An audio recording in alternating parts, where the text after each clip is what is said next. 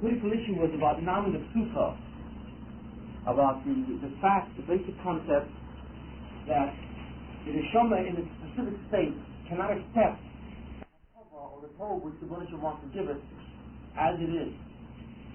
So the workings of the Buddha, the Hanhoga, or the way the Buddha works, has to create another situation in which to allow the Neshama to develop a schut, or a merit, to earn the pole that the Buddha had in mind. We all remember this? Basically, I know you wouldn't. What? I'm not sure if I heard that case go on. You should have, yeah, take 6.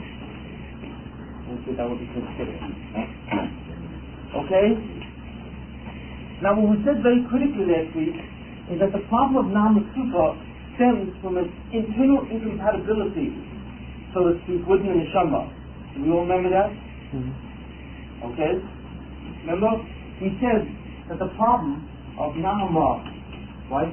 The Sufa, that's the word again, Nama the Sufa, Nama, yeah?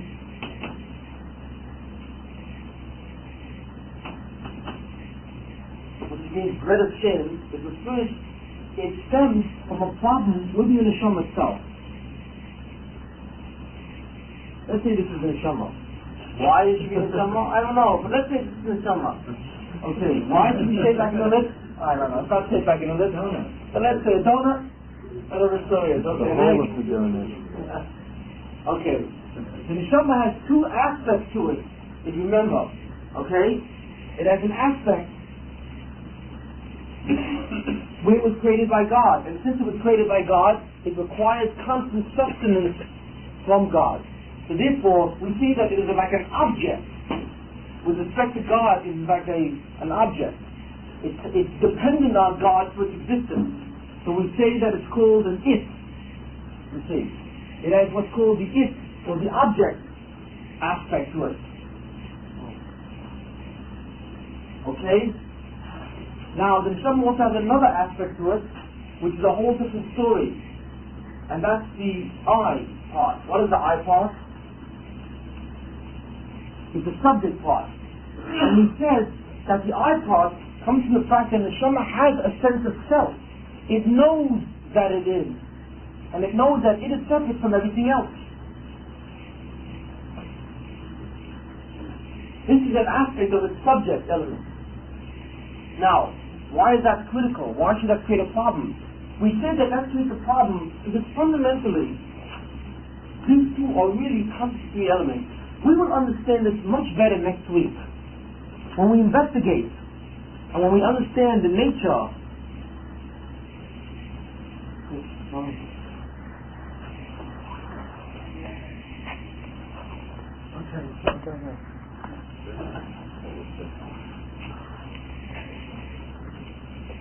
We said that the Neshama is a very unique creation. When we discuss next week the very important issue about the nature of God, who He is and what He is, to the extent that we can, we will begin to really understand what the Neshama is. Because we can understand the Neshama as it contrasts to God. That's when you really begin to understand it, you see. And to understand the nature of God is not an easy thing. So we will have an extensive talk about that next week, where you will understand it very technically, but very clearly, what that is. But the key difference between God and all of creation lies in the words independence versus dependence.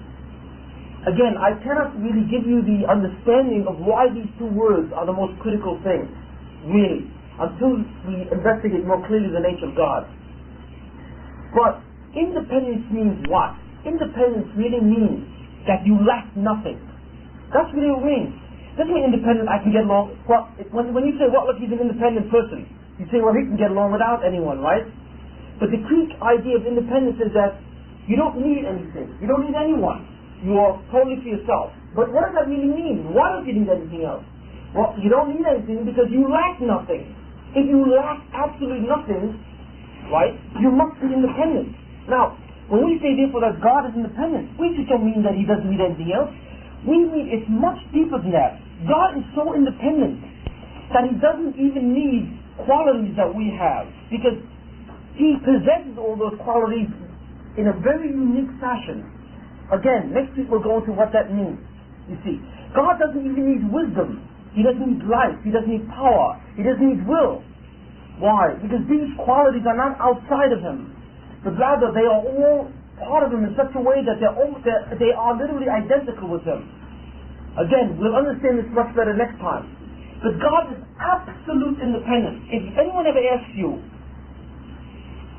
I want a word that describes God. I don't want the word God. I don't want the name of it. I want a word which describes the unique feature which makes it a God, makes it divine. The word is independence. That's the word. There's no other word that will describe Him as effectively as that word. Because independence means that He lacks nothing, meaning that He contains everything. Totally. Even existence. He doesn't even have to take His existence from somewhere else. We have to take our existence from that which is outside of us. Right? Somebody made it to be. You see. Someone gave us existence. If we weren't given existence, you wouldn't be here. You see. Hence we are dependent for our own existence. God is not dependent for existence. You see. He possesses His existence. Why? Because He is identical with the process itself. Hence He doesn't even need to go somewhere outside of Him for existence as well. Next week we begin to understand what kind of being that must be. And I hope, and I think I was successful the time before, to give you a glimpse of what it's like to be God, really, in a sense. You'll capture it for a second. And I don't mean because, God's up, you can do whatever you want, and you can order whoever you want around, and you can command everything. That's not what God is. What really means to be God is far more sublime. And next week we will get a glimpse of what that is. What that, you can't really know, but you can see almost a glimpse of what it is like to be God. But this week we're concerned with what the Neshama is, you see. Now, that's the problem. If God is independent, what is the Neshama? Well, the Neshama is dependent. Because the Neshama was created by God. So you can't tell me that the Neshama is independent. Obviously not. It was dependent, you see. But the Neshama has a quality which is very similar to God. In fact, that quality is referred to as a tselem. The word tselem means image. The Neshama said to have been created in the image of God. Now, what is an image? You look in the mirror, you see an image. Now, what's the difference between the image and the real thing? An image is not the real thing, because what's the difference? The real thing has substance. The image has nothing. It lacks substance. There's nothing there. But what it does, it looks like the real thing. You see, it has the form or the shape, you see, or the appearance of the real thing. So an image has appearance without true substance or true reality. The Neshama, in certain aspects, is like the image of God, because even though it's not God, it doesn't have His power or His existence, but it has an aspect of the appearance of His existence. What is that aspect? That aspect is the self, or self-awareness. And you don't realize how important self-awareness is, or what a miraculous thing that is. Because self-awareness is the one quality that the Neshama has, which makes it an I, which gives it an appearance of independence. Why? Because to have self-awareness means to know oneself, but to know oneself as against everything else, even God. So what God did was God made a being who suddenly turns around and says, you. Well, there must be some capacity, some factor in that being which is separate from God, which has the ability then to look at God and say, you're different than me, outside of me. You see, that aspect means, that aspect which it has, even though it comes from God, but in certain ways, it's almost like it has an aspect of independence. It's complete and total unto itself. That factor, which gives the Neshama the ability to know itself, and thus to be different from everything else, means that uniqueness is a total self. It's a totality. There's a completion, which means it shares the concept of independence in an apparent way. You see. Now, this concept can be understood on deeper levels. Next week we'll understand it on a more sophisticated level when we talk about the nature of God. But that's what the whole problem is. When God created the Neshama, in order to be a recipient of good, of Tov, you see, He had to create a recipient which has the capacity to appreciate goodness. Well, to appreciate goodness, you have to have a self. You got to know that you gained it. You got to feel good about it. You don't feel good about it if you have no sense of the self. You can't be good to an inanimate object. It's not aware of anything. You see. So to appreciate it, you must have self. To have self, you see, is to have that quality, which is the image of God, which has a notion of independence. Now, what's the problem? The problem is there's a difficulty, there's a contradiction. You see, God, okay, in order to give goodness, has to create a self, right? In order to give a recipient which can appreciate that goodness, right? That Tov, right? Has to create a self, you see. But the problem is that when you create a self, that self is like God, you see. And what that self says is, no, I don't want to take, because I'm like you. If you possess, if you are independent, you need nothing else. If you need nothing else, is it possible for you to take? Can God be a taker in any sense? No. Because to take means to receive that which you lack. If you lack nothing, when I say you lack nothing, if you had something up to an infinite degree, would you want to take something? No. Would you want to take anything with respect to that thing? Of course not. You have it already. What's there to take? Your essence, your being would say, I cannot take. I can't take because I have it completely with myself. So therefore the only thing God can do, well, in the way we understand it, although He doesn't even do that, is to give. God can only give. God cannot take because He already has everything which there is in perfect form. Hence God is an absolute giver. But what makes God an absolute giver? The concept or the notion of independence, of absolute independence. Thus to be absolute independent means that you are an absolute giver and have nothing to do with taking. You see? If the Neshama has a self, and that self has a certain appearance of independence, then it also has an appearance of giving. It has a desire to give. To the degree that it's independent by virtue of self, it wants to give. It doesn't want to take. Hence the Neshama now is in a position where it refuses to take. Or, if it does take, it feels uncomfortable by taking. And that's the problem. The it part wants to take. You see? Because that's what it means. The Neshama was given existence. The I part wants to give. Well, how does a being now reflect these two opposites, give and take at the same time? Well, what you reflect, it means you're going to take, but when you take, you're going to feel very uncomfortable about taking, very disturbed, very distressed, like there's an internal problem. There's no peace there, you see. That problem creates, in the Hebrew language, that problem is called Nam and Sufa. These are the two technical words which refer to the problem where there's a dual taking and giving by the Neshama, causing an inability or stress as God gives it the toiv or the good that He has in mind. Thus the problem of Nam and Sufa is created by the dual nature of the Neshama, that there's an aspect which is dependent and wants to take, and an aspect which is independent, so to speak, and wants to give. Okay, that's a 10-minute review from last week. Not bad. What?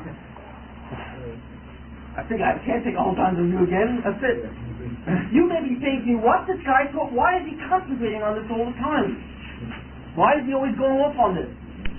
Because it is a very, very critical idea, you see.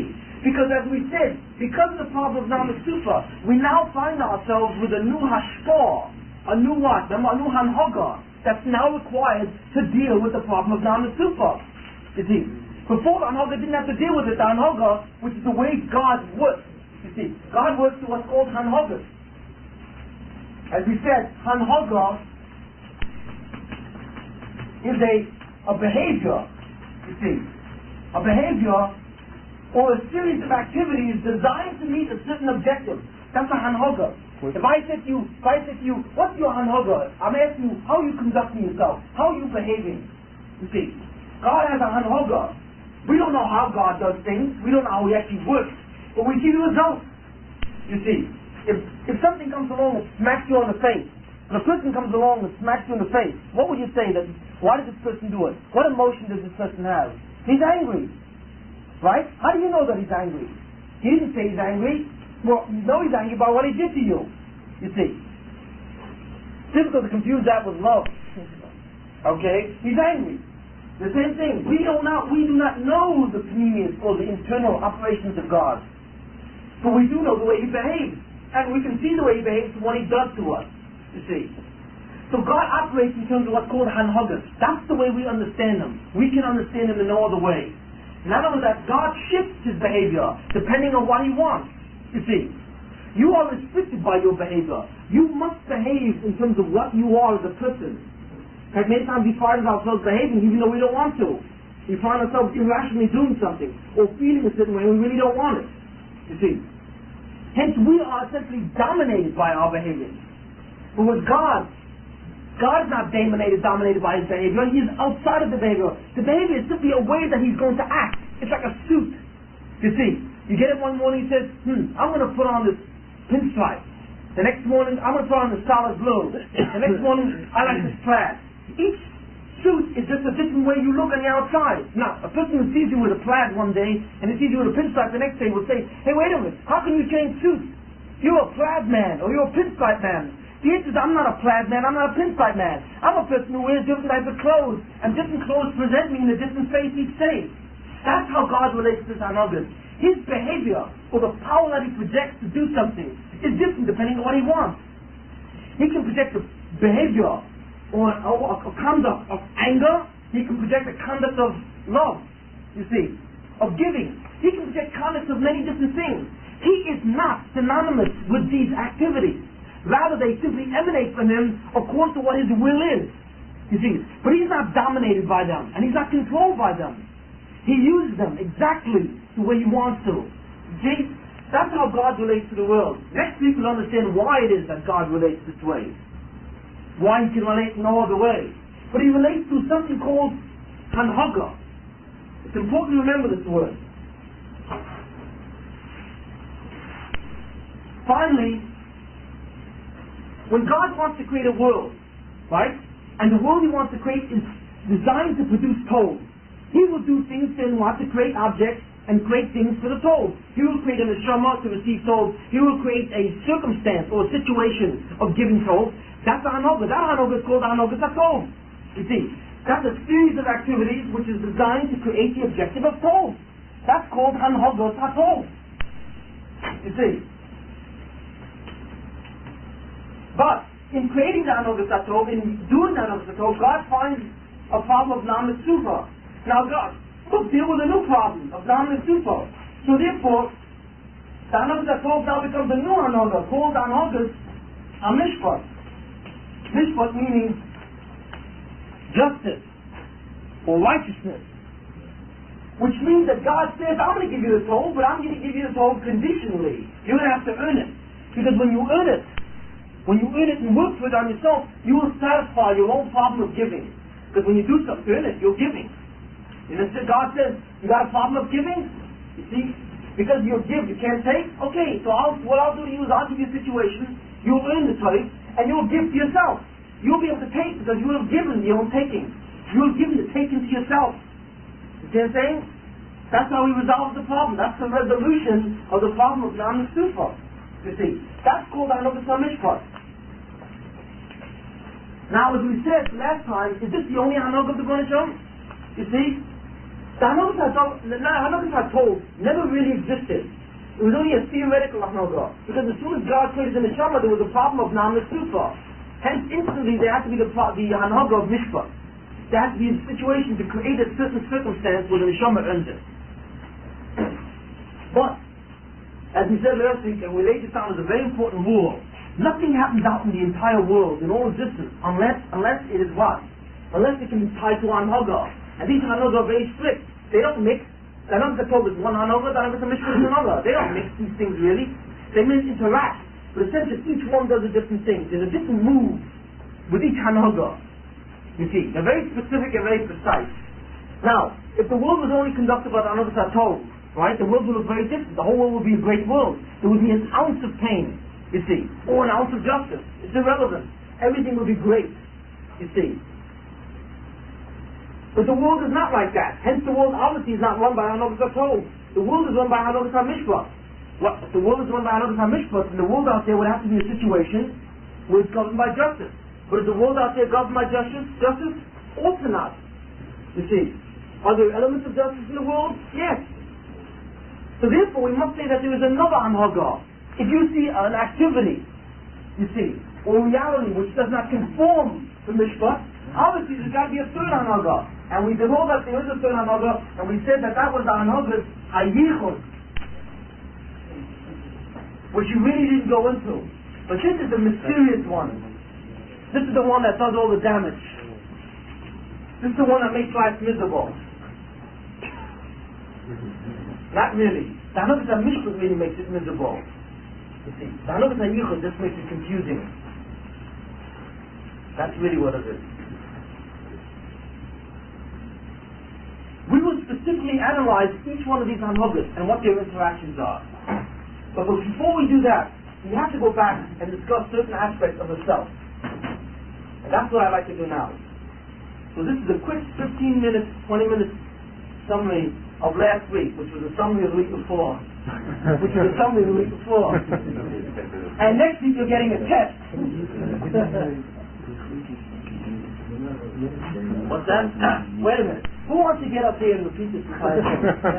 Who thinks he can do that? Who thinks that he's captured the idea so well? Oh. But the comedians over here. But why can't you get up and say this? Really? It's not that difficult, is it? It's not that difficult concept here. Really? If you have to clearly organize your mind, there's no reason why you can do it. You people say, this guy's crazy, how can he do it? But that's not true. You see. I would say that probably many of you can get up and actually not repeat the same with the same precision, you see. But you could, I would say that many of you can get up and give some kind of an idea, you see. If you have to repeat the shir that someone on the street says, hey, I heard this interesting shir, you see, so the guy says, tell me about it. You could repeat basically the ideas here? Yeah, you could do that.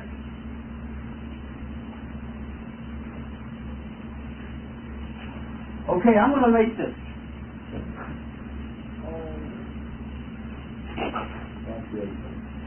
Oh, yeah, right.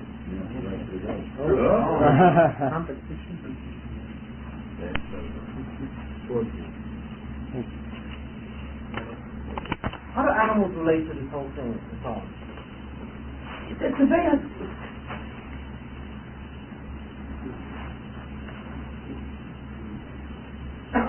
Does an animal have a self? No.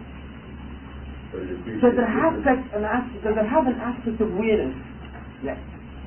An animal is obviously aware, right? Sure, it's aware. I mean, it functions. It functions. It relates in some way. It's obviously aware. But does it have an awareness of self? Not really. You see, not really. An animal does not know that it is an animal. Really, an animal is aware of never having been an animal, it's hard to describe.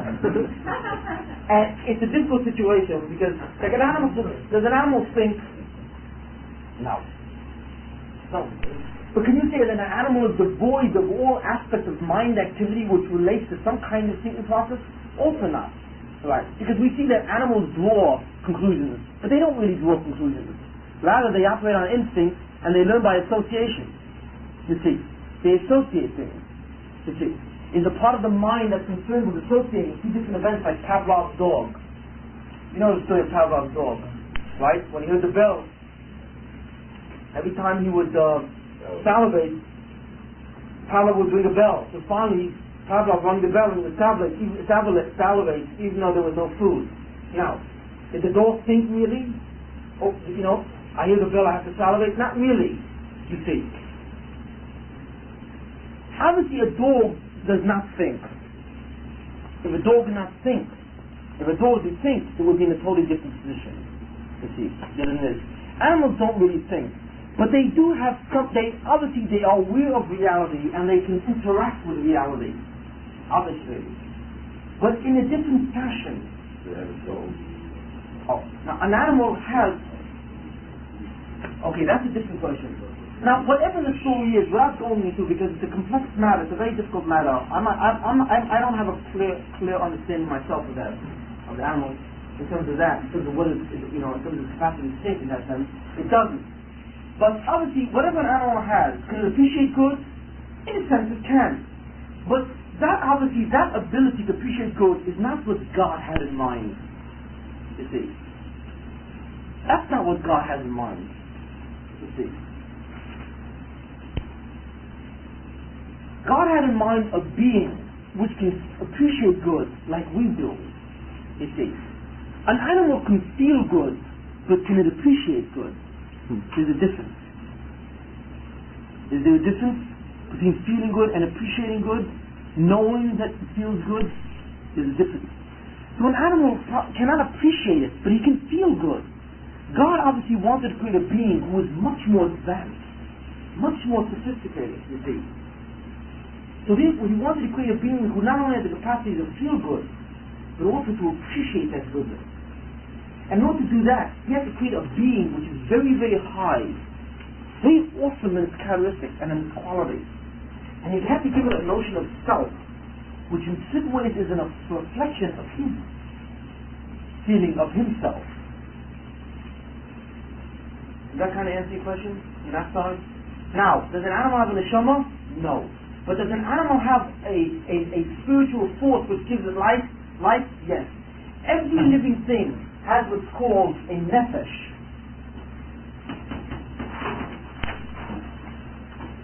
A nefesh is not the same thing as a neshama. The words are sometimes used interchangeably. But the word nefesh really refers to a life soul. It really is that part.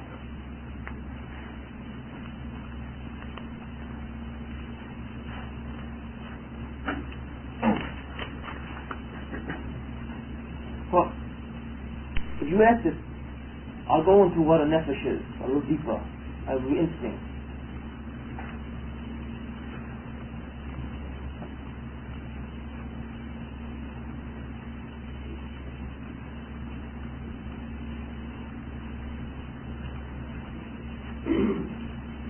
You ever seen a corpse? Real corpse? Yeah? You ever look at a real corpse? There's something very extraordinary about it. There's something really missing. I mean, yeah. Now, it sounds like really something funny. I mean, it's dead. But it's more than dead. There's something that's gone. I'm not concerned with dead as it's a word. You look at a person that you once knew, you see, and you look at the body, something really left.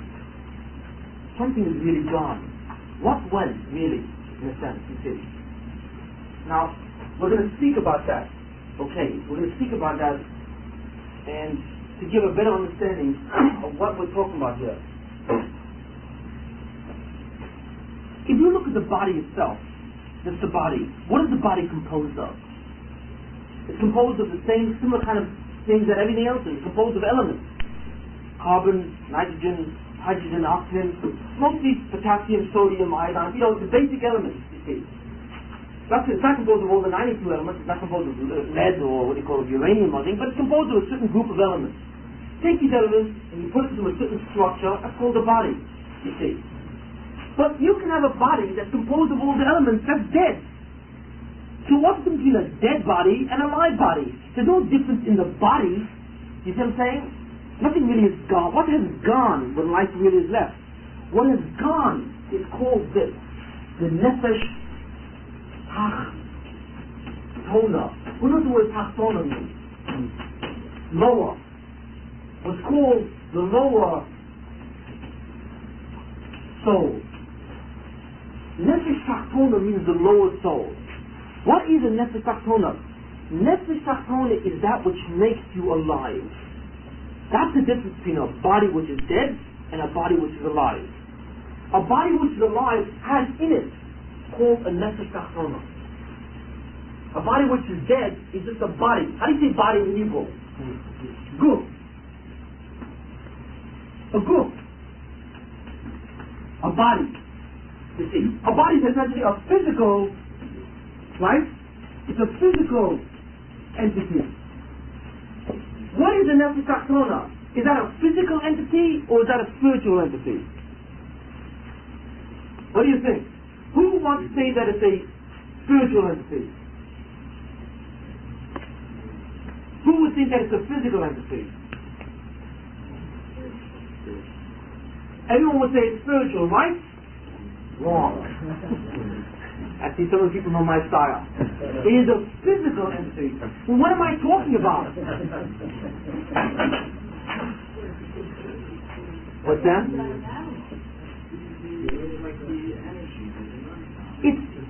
No, it's not energy. It's not energy. Finer matter. It's finer matter. That's good. That's good. Where'd you get that from? Yeah, right.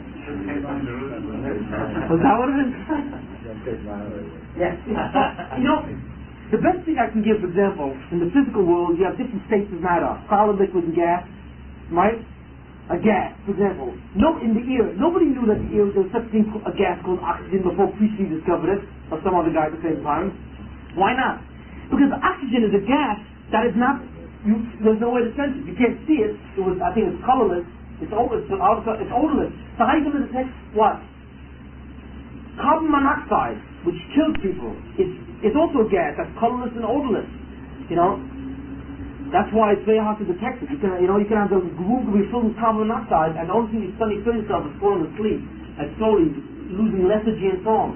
And yet you don't see or smell nothing in the air. Because the gas is not subject to those senses, you see. In a certain way, just like matter has different levels on it, you see, in terms of the states of matter, matter itself, whether solid or gas, is irrelevant, you see. But matter itself, or physicality has different levels. There are different levels. And there are two different levels to the physicality. When God created the guf, or this world, He created a body, you see, which can be seen and so on, and He created a nefesh taklina, which is also composed of a physical thing, except it is not composed of the 92 elements. You see. Remember we said, what's the difference between physical and spiritual? It's a difference in substance. One substance can be seen, can be sensed, the other substance cannot. Physical, right, which is called in Hebrew, geshem, or gashmis, really. Right? It's subject to physical sensation. On the other side is something called spirit, right? Which is called ruchni. Ruchnius. Now, between these two is a continuum. Continuum what? Of substance. Okay? You can be ruchnius and yet compose of different types of ruchnius. Different types of ruchnius in the substance, you see. You can be gashmius and compose of different types of gashmius in the substance. It's not the same. The division between spirit and physical is not a black and white. There's a lot of grays in between. You see. There's a lot of grays. So therefore, the guf is composed of physical, is always the end. You see. Always the end. The neshama, which is composed of what? Of spirit, let's say, is at this end. But in between there's a lot of stuff. In fact, in between, right before the boundary would separate the physical from the spiritual is something called the nefesh. Now, what is it made of? It's not made of the 92 elements. It's not. But it's made of a substance which is still considered to be in the realm of gashmis, of the physical. Yet it cannot be sensed anymore. It's like at the outer limits, literally, the outer fringes of the thing, you see. It's right before suddenly you go into a spiritual substance. Where does this reside, this nefesh? It resides in the blood. Do you know that the Torah says that when you eat an animal you cannot eat it from its blood? Why not? Because the nefesh is in the blood. That's why. The quality or the factor which gives life to the body, whatever the body that is, whether it's a human body or an animal body or a plant body, any living thing. Well, plants don't have blood, obviously, so it resides in somewhat different things. But essentially, at least for the animals, humans, the nefesh resides in the blood. That's why it says here, Adam huwa nefesh. It resides in the blood, you see. But it's still physical. When the person dies, that nefesh leaves. When that nefesh leaves, then the body suddenly is reduced to total physicality and has no life. blood kills it. But the nefesh flees. The blood's still there. How is the nefesh connected to the blood? No one knows.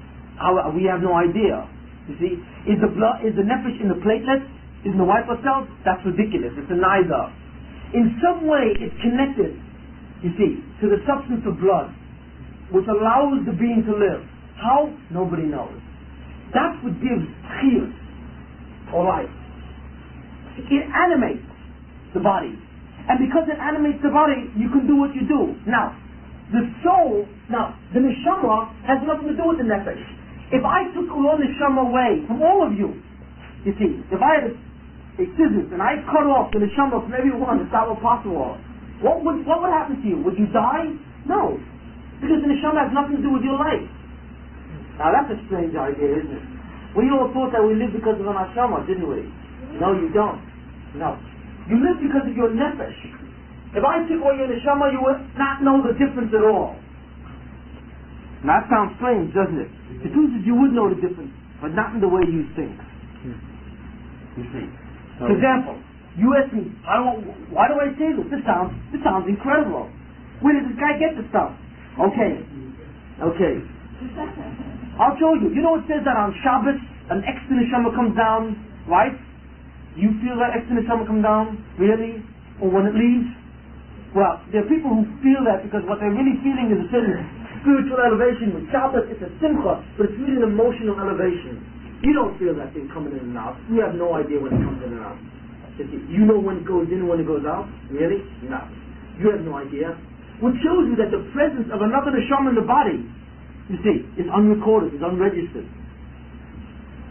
So, if that's true of the extra neshama on Shabbos, it is also true of the basic neshama that you have.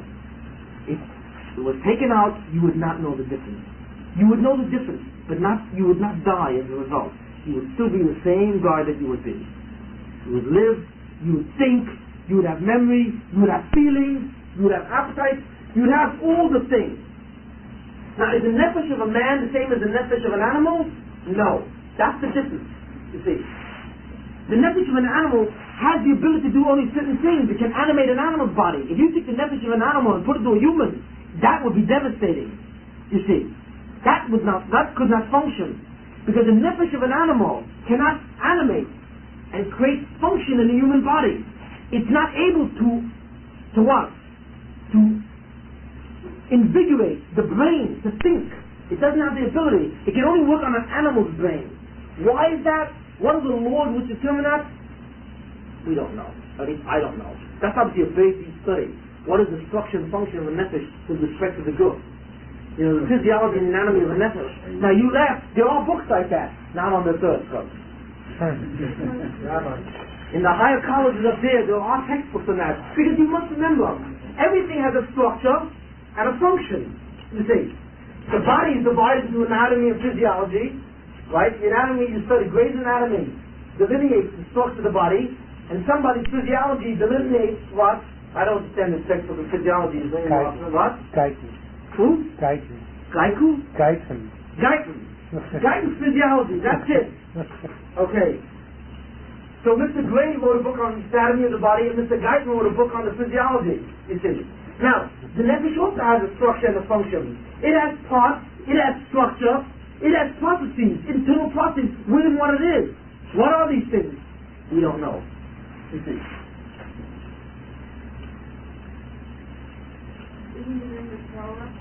No, not in the Torah, in the Kabbalah, but in the way, even then it's not accessible really.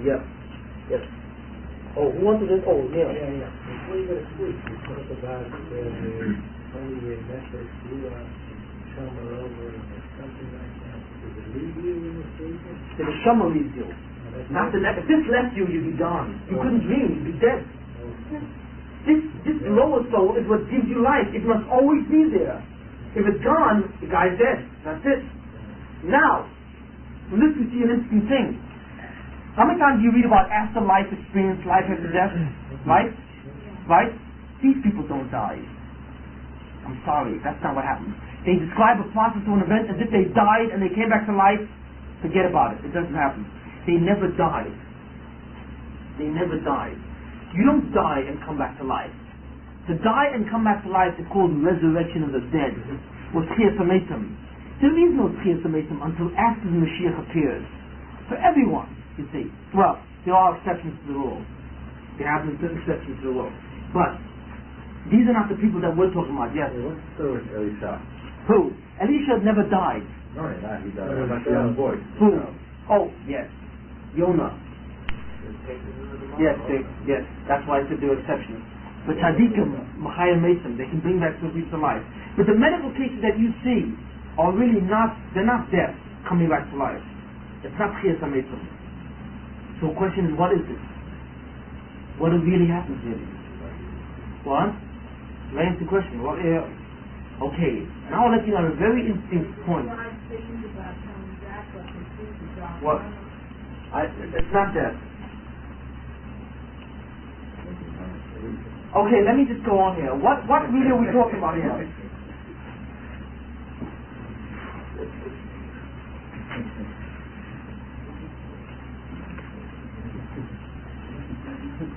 You're not going to say what it is? Well, I'm going to say what it is. I'll just give a brief idea of what it is, and then we go into this and so on. I'll give you a brief idea of what really is and so on. It is possible, I believe, this is really my own thinking on the matter. I believe that it is possible for the human mind or human consciousness to experience the nefesh directly. You see, it is possible.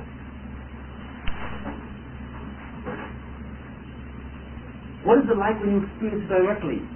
To experience the nefesh, you have to remember, the nefesh is the source of life behind all human functions, but it's also the source of activity behind thought, behind feeling, behind memory, behind sensation, which means that the nefesh provides the very sense of I that comes through the guf. You see, the sense of ego, which is the emotional ego, the psychological ego, really comes from the nefesh. You see, there's a certain sense of I behind the feeling and so on. It is possible to come in contact with the inner I, or the inner sense of yourself, which is beyond your feelings, beyond sensation, and so on. And when you do that, you begin to experience a certain aspect of yourself which feels like it's almost beyond body. You see, that is very close to death, right before the borderline. Now, that's number one. You want to understand what I'm explaining? Now that I believe that there were certain nations that were given the ability to actually do this on a steady basis. You see, and this was their chilek. Who am I talking about? I believe that the yogic tradition and the Eastern tradition of samadhi and all these things that you read about is actually the ability of the person to transcend the body and go down to the most subtle level of physicality, which is the experience of the nefesh itself in the consciousness of a person.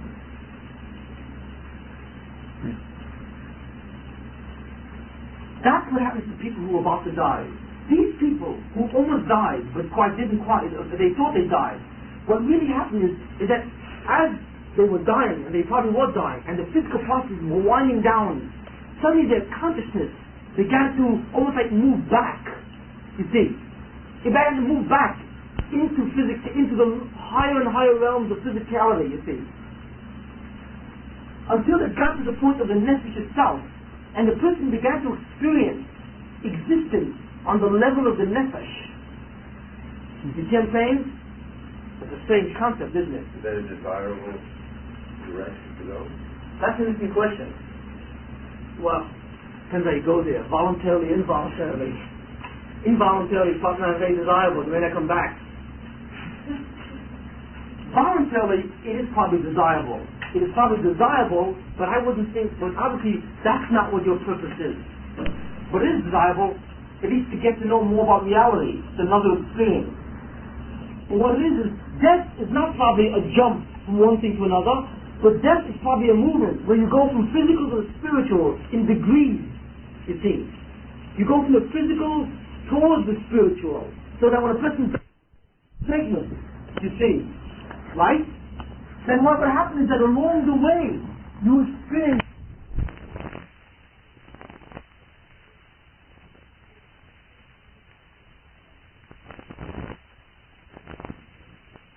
or different planes of existence.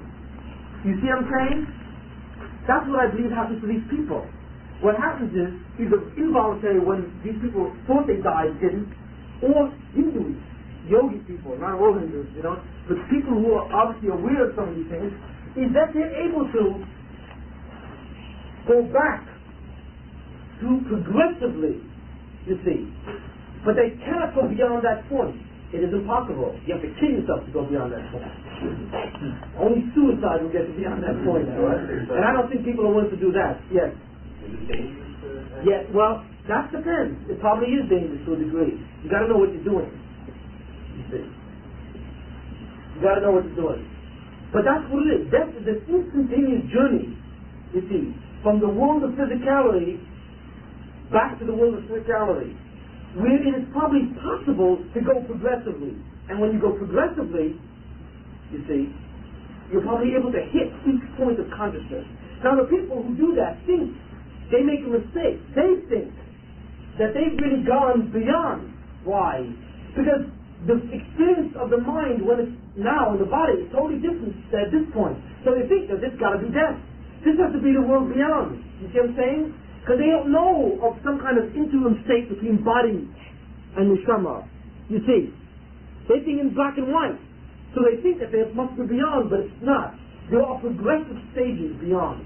Not only are there progressive stages beyond, but it's very possible, and I'm not 100% certain, that on these different levels of physicality, which constitute different planes of existence, or as you said, the different states of physicality of matter, final and final material substance, you see, there are probably complete worlds that exist on those levels. So that in the world of the Nefesh Tachtono, which we are not privy to, or we don't have access to, you see, because we feel the Nefesh Tachtono through the physicality of the guf, you see. We feel it through the bottom level of what? Of the body. We cannot feel the Nefesh by itself. But it's very possible that there are literally entities or beings that were created that are pure Nefesh. You see what I'm saying? Meaning pure Nefesh means they're pure beings that are created at the substance level of Nefesh. And they live on that plane all the time. You know what's the very interesting thing? You know what and from this you begin to see what the human being is. The human being is an extraordinary being. Because when God created the world, you can see in a sense what it means to be human. When God created the world, He didn't create a world of Gashmias, you see, of Ruchni, spirit, right? And physical, right? But rather what He did was He created a world where there were different levels on all this. You see what I'm saying? Now, when He created all beings, now these different levels are distinguished by the type of substance that they have, how fine their matter is, you see. So that if you are on this plane, you cannot see the one above it. Do you understand? It's too plain, so it appears absolutely invisible to you. You see. We can't even see a gas, you see. But there are planes of reality, or planes of existence, which are so subtle and fine that we cannot know them. You cannot go up, but you can go down. That which exists on this plane is cognizant of what exists below us. But all beings that were created are homogeneous beings, meaning that all beings that were created are composed of only one substance, the substance of that plane. There's only one being that was created that's composed of many substances. And who is that? Man. You begin to see what a person is?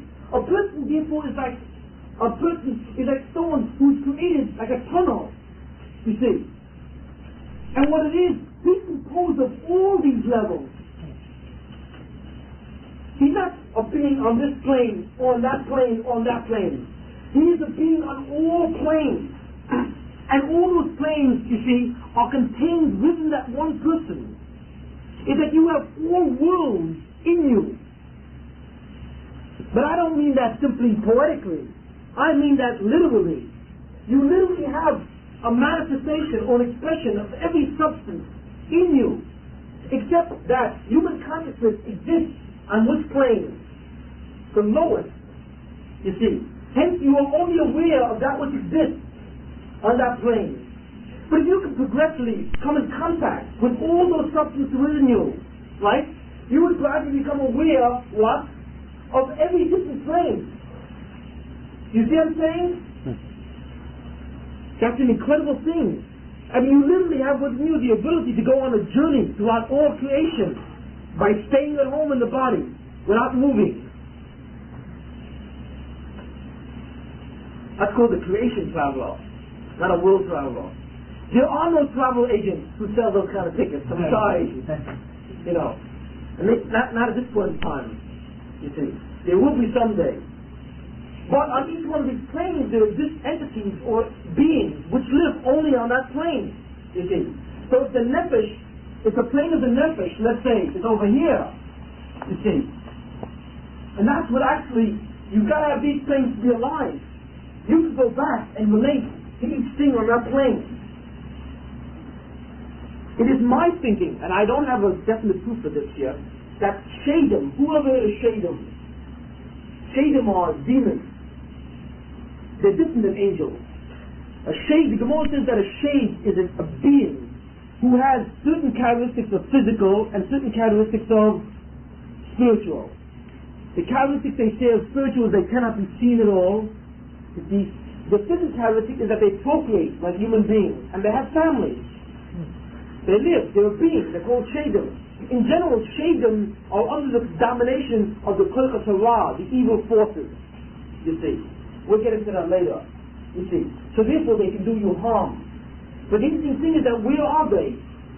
I believe that shadim probably exists on that world, you see.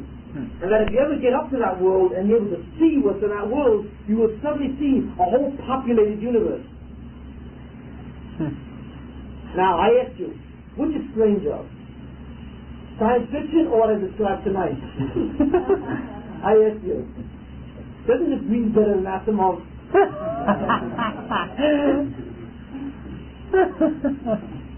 But this is true, and Asimov is not. That's the difference. This is really true. You see, that's it. But it's extraordinary. Doesn't it kind of give you a kind of a desire? Hey, what am I doing wasting my time? I should be doing this. You see. But the truth of the matter is, you see, what does the Torah say about this? This is the way God created the world. See? Does God really want you to do this? No. To journey up through this way? No. Obviously not. Why? Because the Torah is not concerned with that. The Torah is not concerned with you going through let's call that the self tunnel, the intrinsic, the internal tunnel. Okay? The Torah is not concerned with that. The Torah wants you to build up this, which is connected to you at this point. See? To build it up. You know why? Because I'll tell you a very interesting thing. The Torah doesn't want you to journey up to the world of the Nefesh. That's why the Torah is not concerned with the world of the Hindus or yoga in all their chachma. Even though they have that chachma. Why? For a very simple reason. What do you think the reason is? Somebody asked me, if this is chachma and taka, this has chachma, why does the Torah want us to acquire the chachma? You see, that's an excellent question, isn't it? Is it the legitimacy to what some of these cultures do, and some of the chachma, chachma means, their wisdom, and they know how to do this. Why does the Torah want us to do this also? That's one, you could make a mistake, but even if it wasn't considered the end all, the Torah could have given us the rules and regulations to do that, and make us aware that it's not the end all. You're going to tell you a very interesting thing. Why?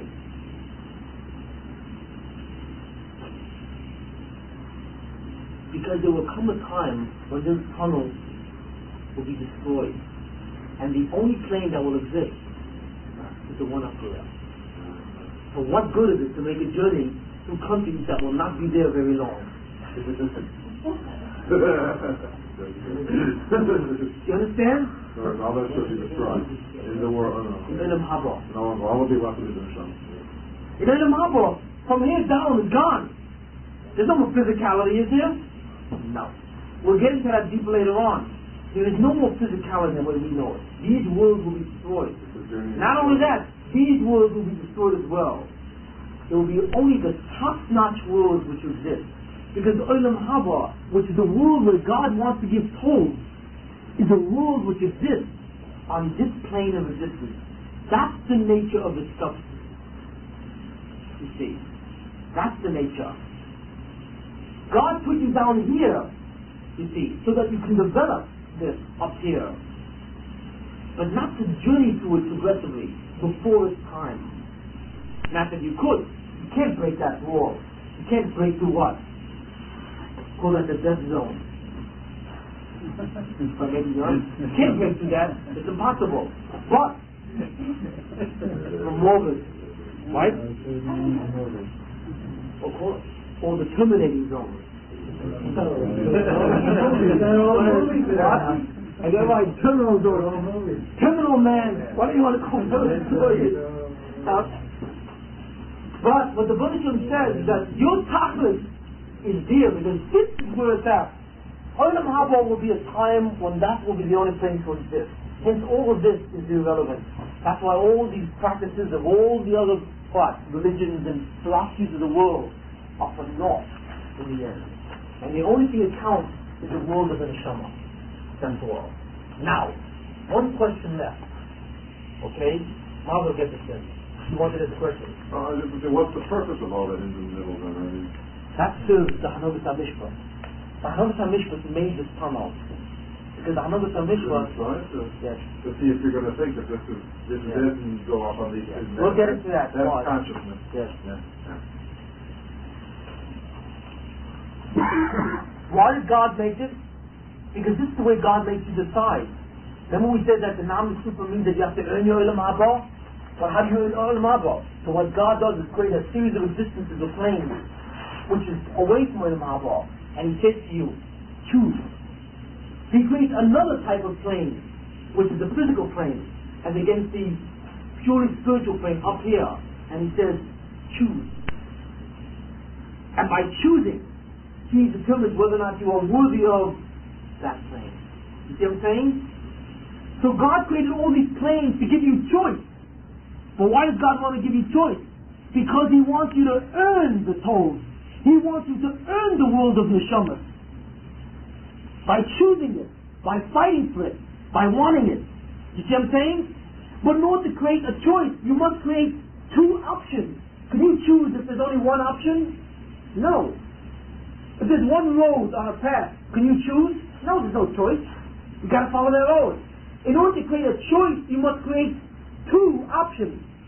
This or that. But if the world existed only on the level of Neshama, what's the choice? So God creates another world called the level of Guf and says, choose. Either believe in your Guf or believe in your Neshama. And the basis of your choice determines what will happen to you in the other. And then there's some choices. What? Then there's some choices in the group. Yes, that's a very general choice. You see what I'm saying? That's why God created all these levels. Which Hanaga created all these levels? The Hanagas HaTov or the Hanagas HaMishpat? You see what the Hanagas HaMishpat was busy doing? You see what our Hanaga is now? Once God decided Nam Sufa and said, wait a minute, we got to deal with Nam Sufa. We got to let the Neshama earn it. So God said we got to create two different planes. So they emanated from Him a what? A shefa or power, which instantly created all these worlds. That's what was going on. But what did that? The Hanagas HaMishpat did that. It did it. He created it. In other words, these are not just created randomly. Every one of these planes is created for a purpose and for a reason. You see. And what's the ultimate motive, motif behind the Hanagas HaMishpat? The problem of begin to see how it pulls together. That's really what it is. The last point. This sounds great, but can we feel the Neshama at all? Really, the answer is you can. You can. But in a way which is so subtle that will take quite a while. But I'll tell you how to do that. You see. What's the difference between take a person like a baby tzaddik, Moshe Rabbeinu and you, then you're standing next to Moshe Rabbeinu, right? You both have the same body, yeah? Same body, right? Would you say you have the same neshama? No. How can you have the same neshama? Moshe Rabbeinu is able to talk to God. He's able to relate to the whole world of spirit, and you can't. You see, good luck if you can talk to your friend.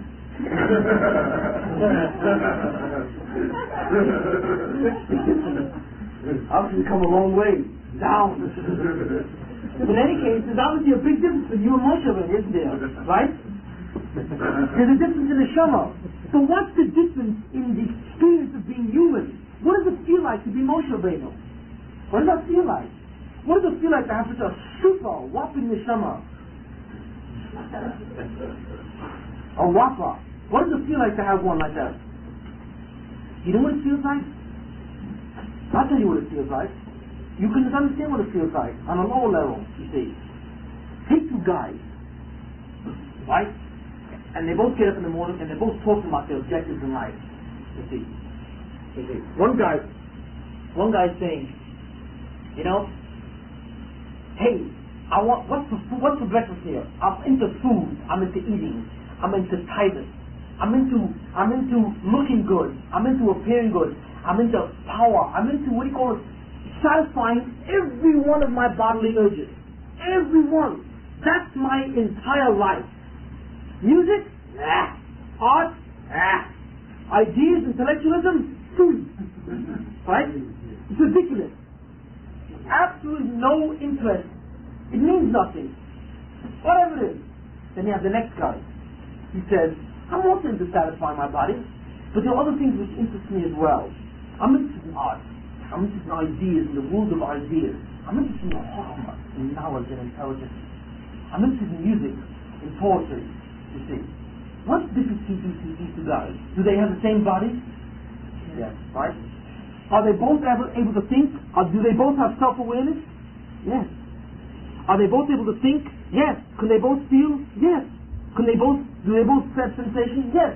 What's the difference? The difference is not in the fact that they can think. The difference is in what they think. What drives them. You see?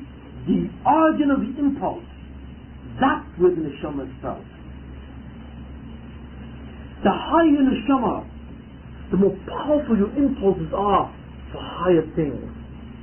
The lower your neshama, the more powerful your impulses are for lower things.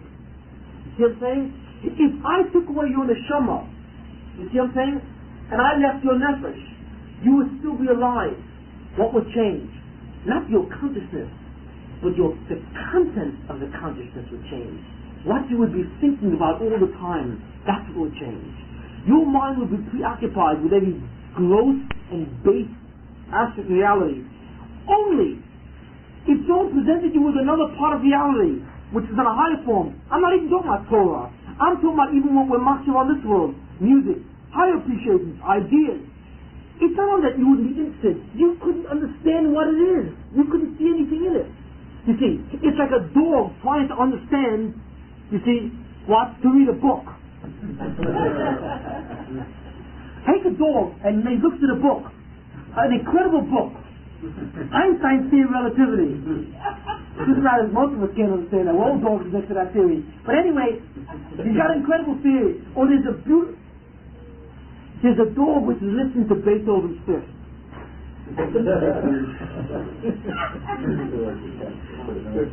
Can you appreciate Beethoven's Fifth?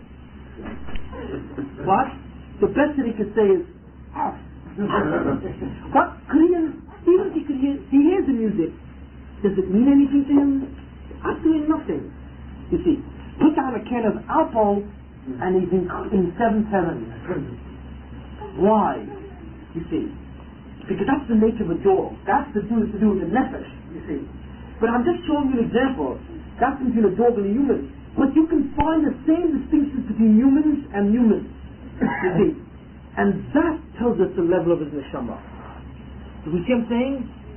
Moshe Rabbeinu has a neshama which gives him an extraordinary consciousness and sense of high spirit. He cannot see spirituality. He can't see it. Because you can't see it. but he can sense it through his own being. He can feel the presence, even though he cannot sense it. Why can he feel the presence? That's the Neshama. You see, because he has within him a light, which is the Neshama. It's a level of light. It's a level of substance. It's a level of existence in him. You see, so that he can contact that high level through his tunnel and come in contact with his high level, what exists on that plane. He is sensitive to spirit. He's sensitive to ruchnius. He can feel it. He is sensitive to the existence of God by experience, by feeling. You see what I'm saying? Whereas we grope around and we say, where's God? What's God? You see, his neshama is such that it literally tells him the existence of God without doubt. Well, what does that mean? How is that possible? Because he has contact, you see, with the neshama, which is so high, which it relates to God, and it feels God, and he can feel it through his mind, through a good mind, that's true, but he can feel the existence through mind. You understand what I'm saying? That's what neshama is. That's the difference between a neshama and a non-neshama, or a neshama of a low level to one of a high level. That makes a difference. So, what the neshama, what the nefesh creates is the ability to be conscious. You see, what the neshama contributes is its plane of existence, which determines the content or the preoccupation or the sensitivity of that consciousness. You see what I'm saying? A person with a high neshama desires truth, desires to know that which is unknown, to experience that which is not experienced. He desires for something beyond him. A person with a low neshama only desires to gratify himself immediately, now, with his body. And he doesn't even understand that there's something else. Do we see? Okay. This is a pretty clear exposition of what the critical ingredients are of the nefesh, the neshama, the concept of a tunnel, man being a tunnel, the concept of planes of existence, and so on. Sure. Yes. So what's taking place with the neshama today that so many people are turning away from the physical and getting more involved in learning the spiritual, or wanting to know more? The age of the Mashiach. How do you think the age of the Mashiach is going to be ushered in? You know how? There's an old story. Actually, we're not waiting outside. But there's an old story. What kind of concludes this? About a couple of years ago in Sfat, in Eretz Yisrael, where somebody was, and it was in the early morning, someone was screaming around, the Mashiach come, the Mashiach had come. So there's a big tzaddik that looked out the window and said, funny, does it feel different? You see? Because what will happen in the time of the Mashiach is the following, is that God will instantly and pervasively, suddenly, give in every person who's living a new neshama, a high neshama, so that suddenly one day in the morning you're going to wake up, right? You're going to wake up and you're about to go to your work and says, wait a minute, why am I going to work? I do that every day. Your part was, you didn't let me finish the second part of the sentence. Not, why am I going to work? I hate my job. I don't get enough money. I have a back pain. No. Why don't I go to work? It's something much more important than just working. To understand, to connect myself with a higher level of reality, to be sensitive to a much greater understanding of what's going on, to connect with the Baruch Shalom, ruchnius. Why am I involved in this? This is absurd. You see, the Pasuk says, in a yomin boim. Maybe some guys are at that level now. In a yomin boim, there are days which are coming. Right? God says, in a yomin boim, there are days which are coming. Shalachti ro'ov ba'aretz, and I will send a famine in the land. A famine, you see. But not a famine for bread or thirst for water. Seek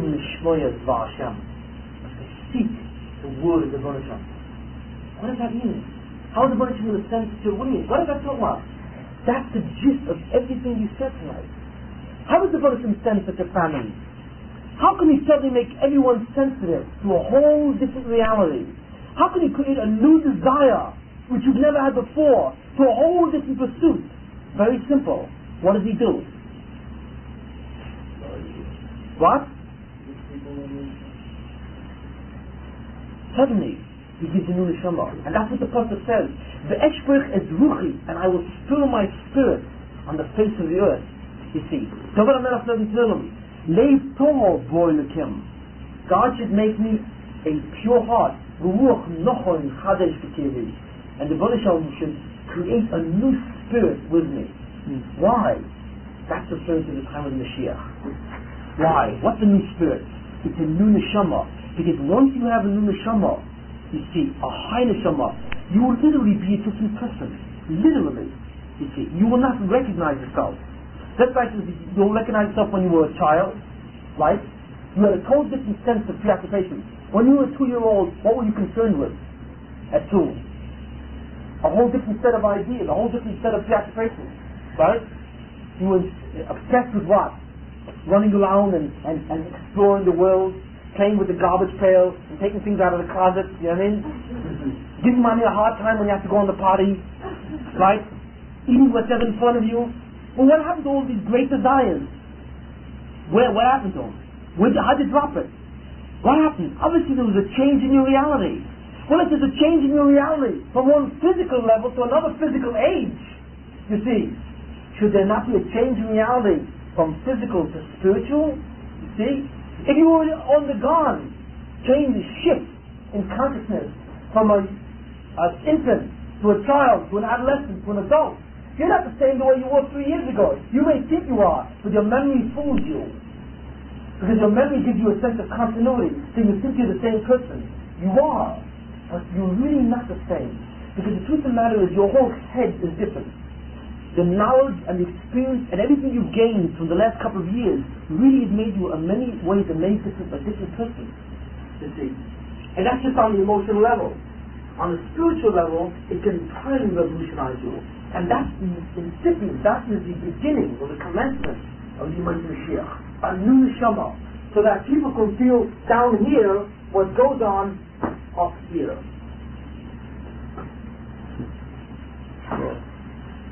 That's it. Even though this stuff is before the Mashiach and worship. And are you saying that the Mashiach is finished with work? In the way we know it. In the way we know it. Yes. Or will we bring into our work a new concept? No, you'll be finished with work. I just said it when I first walked in here. I tell you, with this philosophy, why can't we fill up this room? Right? What? They put the chairs on. You know? Okay.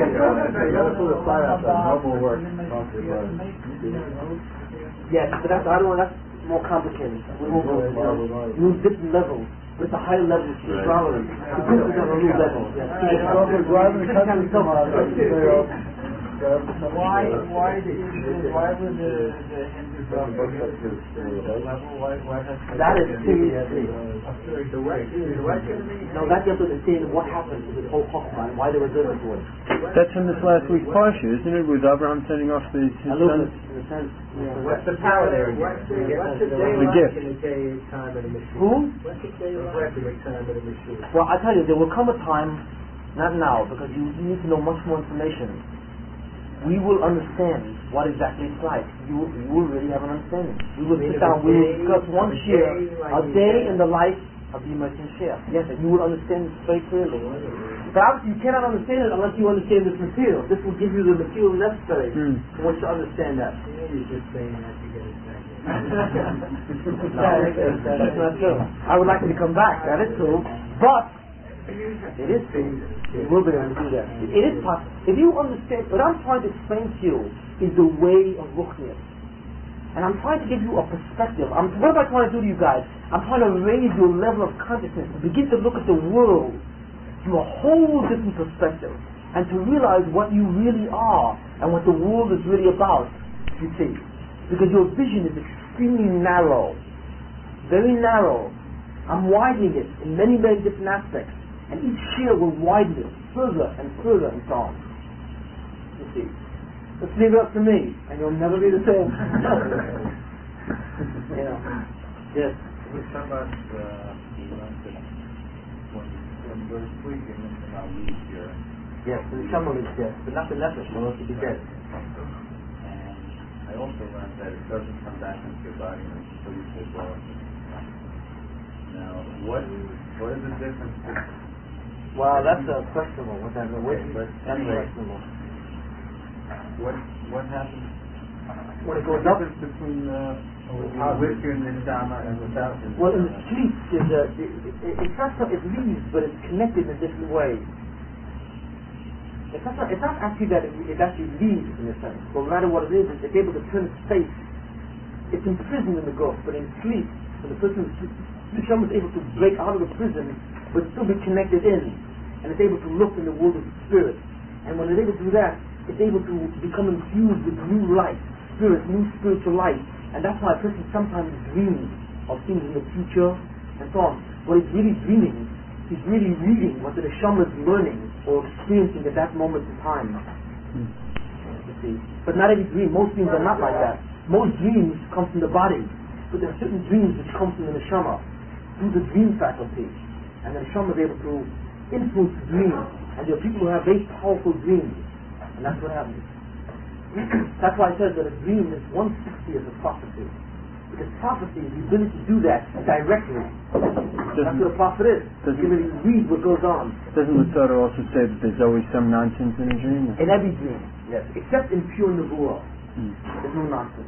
In dreams there are, but not in prophecy. A dream is 1/60 of a prophecy. In every dream there's always nonsense. Even in a high dream. The Neshama coming back into the body seems like you're grounding it In a low level. Yeah. Yes. And why? Why? Why does the Buddhism do that? Why doesn't the Buddhism do that to the Neshama? Put it to a ghost. What did I say before? Namah Sutra. You see why I hammered Namah Sutra the last 3 weeks? You see why?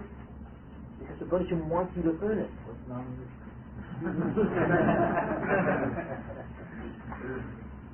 Great, you have to go. Okay? Oh, okay. Let me just find the saying of the